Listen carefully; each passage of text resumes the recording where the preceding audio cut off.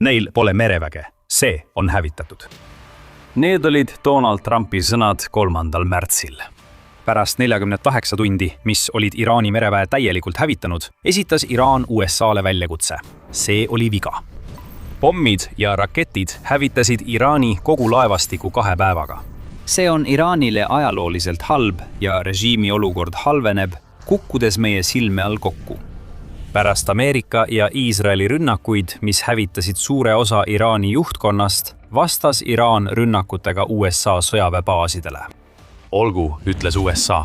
Me näeme teie rünnakuid baasidele ja tõstame panuseid, hävitades kogu teie mereväe. USA Tomahawkid purustasid operatsioonis kõik Iraani mereväe strateegiad. Tulemused räägivad iseenda eest. Iraan on kaotanud 11 sõjalaeva ja mitu ründeallveelaeva. Ja USA on vallandanud laastava tulejõulaine, mis tuletab Iraani lagunevale režiimile meelde, kui see üldse meeldetuletust vajab, et ükskõik mida Iraan ka ei prooviks, sellele vastab USA veelgi suurema ja palju hävitavama jõuga. Varsti selgitame, kuidas USA halvatas Iraani mereväe 48 tunniga.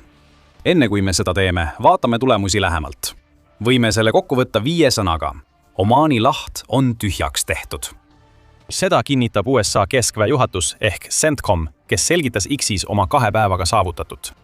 2 päeva tagasi oli Iraani režiimil Omaani lahes 11 laeva. Täna pole neil ühtegi. Iraani režiim ahistas ja ründas aastakümneid laevaliiklust Omaani lahes, kuid need ajad on läbi, teatas CENTCOM. Siin on vihje, miks USA sihikule võttis Iraani mereväe. Sellest räägime hiljem. Suur uudis on, et mõned Iraani tähtsamad sõjalaevad on juba rivist väljas, hävitades Iraani mereväe võimekuse hetkega. Me ei pea ainult CENTCOMi uskuma, sest satelliidifotod näitavad juba Ameerika rünnakute tekitatud kahju. Iraani esimene eesliinilaev, Iris Macron, on rivist väljas. Laev sai tabamuse Bandar Abbas'es kai ääres, teatavad mereväe uudised. USA hävitas endise naftatankeri, mis oli muudetud sõjalaevaks ja suutis toetada helikopterite operatsioone. Iris Macron oli 120 000 tonnise veevälja survega üks Lähis-Ida suurimaid laevu. Satelliidifotod näitavad tulekahjusid kai ääres ja suitsu sõjalaeva keskosast. Yamaran-klassi korvet Chabahari kai ääres on rivist välja viidud. Sellel olid laevatõrje ja õhutõrjeraketid ning torpeedod. See laevatüüp on Iraani mereväe strateegia keskmes. Iraanil on neid 6, vähemalt 1 on nüüd Konaraki mereväe baasis ja sealt tõuseb suitsu. The Telegraph teatas, et Planet Labsi satelliidid näitasid 22. veebruaril Bandar Abbasis vähemalt 11 Iraani sõjalaeva, kuid nüüd katab pärast USA pommirünnakut piirkonda paks must suits. Iris Macroni jäänuseid võib näha fotodel, mida The Telegraph jagab. Suurim löök tabas Iraani parimat sõjalaeva Iris Shahid Baghari. Iraani lennukikanjale saanenevaim alus Iris Shahid Baghari on Iraani mobiilse drooniohu keskpunkt. Vion nimetab seda emalaevaks ning Iraan on kasutanud seda alates USA kampaania algusest Iraani vastu droonide saatmiseks USA baasidesse ja Pärsia lahe riikidesse. Nagu Iris Macron alustas ka Iris Shahid Baghari kaubalaevana, kuid Iraan muutis selle sõjalaevaks, mis võib näidata, miks Iraani merevägi ei vasta režiimi vajadustele. Oleme viimase 48 tunni jooksul näinud, kuidas sõjarelvad hävitavad sõjaks ümber ehitatud kaubalaevu. UK Defense Journal märkis, et Iris Shahid Baghari on kohandatud helikopterite startimiseks ja maandumiseks, mis teeb sellest suurema ohu kui lihtsalt droonide kasutamine. Nüüd on see kadunud. See on esimene lennukikandja, mis pärast teist maailmasõda uputati, ütleb kapi armee Riley USA rünnakut Iraani mereväele kajastades. See võib olla liialdus, eriti võrreldes Iris Shahid Bagharit USA lennukikandjatega nagu USS Abraham Lincoln, mis on loos võtmerollis. Aga see sõjalaev oli üks Iraani parimaid ja selle kaotus teeb haiget, sest see tähendab, et riigi strateegia rünnata Ameerika baase ja laevu droonidega on saanud tugeva löögi. Juba niigi löödud Iraani režiim võis mõelda, kuidas olukord saaks veelgi hullemaks minna. Nende 48 tunni jooksul, mil USA hävingut külvas. See võis minna hullemaks ja läkski. The Telegraphi sõnul hävitasid USA väed suure osa Iraani mereväe laevastiku peakorterist Bandar Abbasi sadamas. Samal ajal sai IRGC admiral Ali Shamkhani surma Iisraeli õhurünnakus. Iraan kaotas kogu laevastiku Omaani lahes. Nende mereväe peakorter hävitati ja üks kõrgeimaid admirale suri. See pole halb ainult Iraani jaoks, see on ajalooliselt halb. Ja on iraanlasi, kes on teatud vanuses, kes tunnevad praegu tugevat déjà vu'd. Iraan on selles olukorras varem olnud, vaadates abitult pealt, kuidas USA halvab kogu riigi laevastiku. See sarnaneb operatsioonile Praying Mantis, kuid seekord on oluline erinevus, mille selgitame kohe. 1970ndate lõpus ja 80ndatel hakkas Iraan sageli USA'd ründama. 1979. aastal hoidsid Iraani revolutsionäärid 52 ameeriklast 444 päeva pantvangis. USA päästeoperatsioon Desert One ebaõnnestus katastroofiliselt, hukkus 8 teenistujat. 1983 aastal tappis Iraani enesetapuründaja Beirutis 241 USA sõjaväelast. 4 aastat hiljem koges USA taas Lähis-Ida alandust, kui Iraagi hävitaja ründas USS Starkey ja tappis 37 USA meremeest. Siis saabus 18. aprill 1988. Käivitus operatsioon Palvetaja Ritsikas.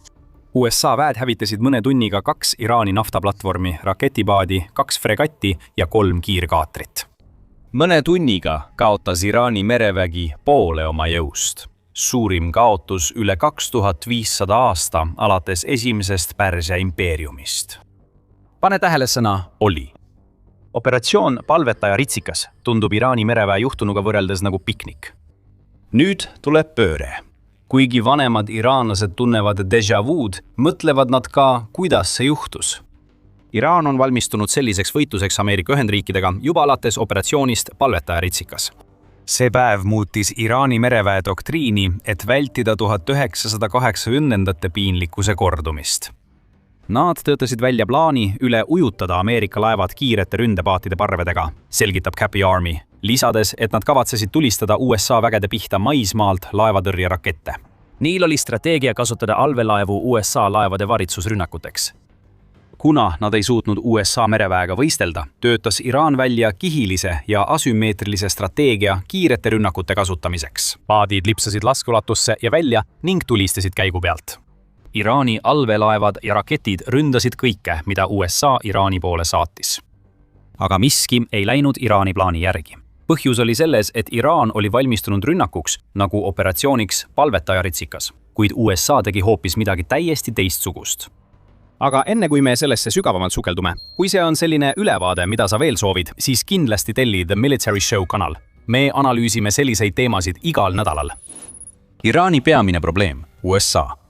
48-tunnise mereväe rünnaku ajal oli ootamatus USA kasutatud taktikate suhtes. 1990ndatel loodud mereväe doktriin ei oleks toiminud, mis oli mõeldud tõrjuma 80ndate lõpus Iraani mereväge tabanud ohtu. Iraan oli valmis laev-laeva lahinguks, kus nende kiired ründepaadid oleksid silma paistnud. Iraani režiim uskus, et nende merevägi suudab USA suuremad laevad suruda kitsastesse vetesse nagu Hormuzi väin, millest räägime varsti. Nendes vetes lõksus olles oleksid Ameerika laevad olnud kergeks märklauaks, nii kiirpaatidelt lastud rakettidele, allveelaevadelt tulistatud torpeedodele kui ka Iraani ajutistelt lennukikandjatelt startivatele droonidele. 2026. aastaks teadis USA Iraani plaanidest. Droonide ja muu luure abil teadis USA pidevalt Iraani paatide asukohta. Iraani sõjalaevad pole USA Pärsia lahe laevadele ligi lähedalegi pääsenud, sest sõjatehnoloogia ja Ameerika strateegia on alates 1990ndatest aastatest arenenud. Iraan läks lõpuks noaga püssi vastu ja USA teatas. Ameerika ei mängi kiirete paatide mängu. Nende strateegia oli lihtne ja laastav. Hävita Iraani laevastik Tomahawk tüüpi rakettidega, mis lastakse välja nii kaugelt, et Iraani kogu mereväe strateegia ei jõuakski sadamast välja. USA kasutas laevavastaseid rakette, mida Iraan operatsiooni Palvetaja Ritsikas ajal ootas. 2026. aastal tulistas USA operatsiooni eepiline raevkäigus Iraani mereväe pihta Tomahawk rakette. Nendel rakettidel on palju pikem laskekaugus, kui Iraan USA-lt ootas. Seega sõjalaevad ja nende platvormid jäävad Iraani sõjalaevade laskeulatusest välja. Iris Makran oli selle strateegia ohver. Tomahawk raketid, mis lasti välja sadade miilide kauguselt, tabasid laeva üksteise järel ja nii kiiresti järjest, et ükskõik millised kaitsevahendid Iraan laevale paigutas, ei olnud neil mingit võimalust peatada seda, mida USA vallandas. Need Tomahawkid lasti tõenäoliselt välja Arleigh Burke'i klassi hävitajatelt, kellega Iraan lootis oma kiirrünnakupaadid lähivõitlusse viia. Ja oma 1600 kilomeetrise ehk umbes 1000 miilise lennukaugusega olid need raketid ainsad asjad, mida Iraani jõude seisvad sõjalaevad enne hävitamist nägid. Iraan ootas Ameerika sõjalaevade tulekut, et rakendada oma mereväe doktriini. Iraani tabas hoopis võimsate rakettide parv ning nende uppuv merevägi ei näinudki tulistajaid. Max Afterburner kirjeldab Ameerika 48-tunnist rünnakut. Iraani merevägi oli sisuliselt nõelapadi Tomahawki rakettidele, samal ajal kui F-35 jätkasid JDAM pommidega täppisrünnakuid. See oli USA nutikas strateegia, mis nurjas Iraani ootused, rünnates nende sõjalaevu kaugelt. Kui laevad olid segaduses, läks USA neile lähedale ja tegutses ootamatult Iraani jaoks. See polnud mereväe lahing, vaid jõu hävitamine, mis oli loodud ohu vastu, mida USA ei plaaninud kujutada. See tõi kaasa, et Ameerika nullis 48 tunniga kõik Iraani taktikad. USA on aastaid valmistunud Iraani mereväe taktikateks, mistõttu viis Ameerika läbi hävitava kampaania Iraani mereväe vastu, teatab USNI. Iraan on varem Hormuzi väina sulgemisega uhkustanud oma asümmeetrilise mereväega, kuhu kuuluvad raketid, miniallveelaevad, meremiinid ja laevatõrjeraketid. USA merevägi on piirkonnas valmis parvena ründavate ohtude vastu, kasutades Hellfire rakettidega Seahawk helikoptereid Abraham Lincolni pardal, teatas USNI. Hormuzi väinaga seostub Iraani strateegia USA sõjalaevade piiramiseks ja miks see režiimi jaoks ebaõnnestus. Siiski, see, mida me praegu näeme, ei pruugi olla päris see, mida te arvate end nägevat. Esmapilgul tundub, et Ameerika Tomahawkide rünnak on suunatud Iraani sõjaliseks hävitamiseks. See ei ole nii, vähemalt mitte täielikult. Nii väidab doktor Andreas Böhm, kes on Lähis-Ida ekspert ja töötab Šveitsi Sankt Galleeni ülikoolis. Böhm ütleb Telegraphile, kui võrrelda nende mereväge Trumpi suure ja kauni armadaga, on see pigem kääbus. Ta lisab, et sanktsioonid on seda nõrgestanud ja varustus on aegunud. Enamik õhuväelennukeid on USA päritolu ja pärinevad Shahi ajast, ehk on väga vanad. Teisisõnu, Iraan ei ole sugugi nii tugev, kui ta end esitleb, olgu see siis mere- või õhuväes. USA tegevuse eesmärk polnud tegelikult Iraani sõjalise jõu nõrgestamine, sest see polnud USA-le kunagi tõsine oht. Ameerika 48-tunniste rünnakute eesmärk oli tagada Hormuzi väina kiire taasavamine pärast Iraani sulgemiskatset operatsiooni Eepiline raev alguses. USA-l ja enamikul maailmast on vaja, et see väin oleks avatud. Põhjuseks on, et Hormuzi väin on üks tähtsamaid transiiditeid. Iraan ei pruugi olla võimeline USA-le suurt kineetilist ohtu kujutama, kinnitab Böhm. Nad suudavad pidada asümmeetrilist sõda, mida näeme Hormuzi väinas, kus kindlustushinnad on hüppeliselt tõusnud ja ettevõtted väldivad laevade saatmist. The Guardiani andmetel läbib umbes 20% toornafta saadetistest mingil hetkel Hormuzi väina. Ameerika mandrite riigid saavad umbes 12,5% oma naftast läbi Hormuzi väina, kuid Hiina saab sealt lausa 45,7% naftast. See üks ainus veetee on mitme miljardi dollari suurune tööstus ning Iraan on püüdnud seda ära kasutada, kasutades oma mereväge, et survestada ainsat hooba, mis tal kogu selles konfliktis on. Islami revolutsioonilise kaardiväe ülemjuhataja vanemnõunik Ebrahim Jabari ütles 2. märtsil selgelt, väin on suletud. Kui keegi proovib läbi pääseda, põletavad kaardiväe ja mereväe kangelased need laevad. Jabari väidab, et Iraan ründab peagi naftatorusid ja nafta hind tõuseb $200 barreli eest. See on ilmselge suurustamine, kuid nendes väidetes on siiski teatud tõepõhi, arvestades Iraani kontrolli Hormuzi väina üle. Selle kontrolli hoidmiseks on vaja sõjalaevu, ka kiirründepaatide näol, mida Iraan kasutab. USA eemaldas nüüd laevad mängust. Iraani katsed Hormuzi väina blokeerida on seni olnud edukad. Cappy Army sõnul on väina ületuste arv vähenenud 80%, kuigi mõned laevad üritavad tuledeta läbi pääseda. Cappy Army lisab, et nende suurim mõjuvõim on maailma turgudele maksimaalse kahju tekitamine geopoliitiliselt. Võttes selle mõjuvõimu ära, võtab USA ka viimase lootuse raasu, mis Iraanil oli, et sõjas võitjana välja tulla. Sa ei teaks seda, kui kuulaksid Iraani propagandiste. Nad on juba väitnud, et Iraan lasi ballistiliste rakettide rahe USS Abraham Lincolni pihta, kuid USA lükkas selle väite kiiresti ümber, avaldades fotosid sellest lennukikandjast, mis oli endiselt täiesti töökorras. Iraan on samuti tulistanud umbes 400 raketti ja 1000 drooni Pärsia lahe riikide nagu Katari ja Araabia Ühendemiraatide pihta. Kuid nagu Cappy Army märgib, on see näiliselt muljetavaldav arv tegelikult palju väiksem kui see, mida Iraan kasutas 2025. aasta suvel toimunud operatsiooni Kesköö haamer järel, mil USA ja Iisrael hävitasid suure osa Iraani tuumataristust. Kõik hakkab tunduma nii, nagu näeksime praegu režiimi viimaseid hingetõmbeid. Režiimi, mis püüab näidata jõudu ajal, mil kõik, mille ta on üles ehitanud, laguneb koost. Iraani mereväe doktriin ei toiminud. Tegelikult oli Iraani mereväe doktriin nii katastroofiliselt vigane, et see ei arvestanud võimalusega, et USA võiks Iraani laevastikku rünnata millegi muuga peale laevavastaste rakettide. Kui USA muutis üht strateegia osa, mida Iraan ootas, hävitati Iraani sõjalaevad. Ja mis Iraani jaoks veel hullem, USA alles alustab.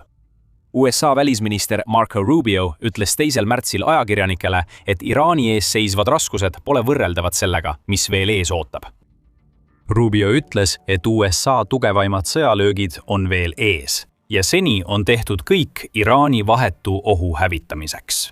Nüüd näeme, kuidas kogu Lähis-Idas avanevad rindelõigud, kuna Iraani käsilased, nagu hutid, asuvad rünnakule. Iraani režiimi jaoks on merevägi juba kahjustada saanud, kuna oodati suuremat vastupanu. Iraan arvas, et teab, mida USA teeb. USA purustas 48 tunniga Iraani mereväe doktriini ja on lähedal, et võtta Iraanilt oluline mõjutusvahend. Moskva südames jälgib üks mees kõike toimuvat kasvava murega. Vladimir Putin teab, et Iraani režiimi kukkumine oleks Venemaale halb. Ja et teada saada, miks see nii on, vaadake meie videot, kus uurime, kuidas USA ja Iraani vaheline konflikt alguse sai ning mida see Venemaa jaoks tähendab. Kui teile see video meeldis, siis kindlasti tellige The Military Show kanal, et ei jääks ilma ühestki meie uuest postitusest. Ja nagu alati, aitäh vaatamast!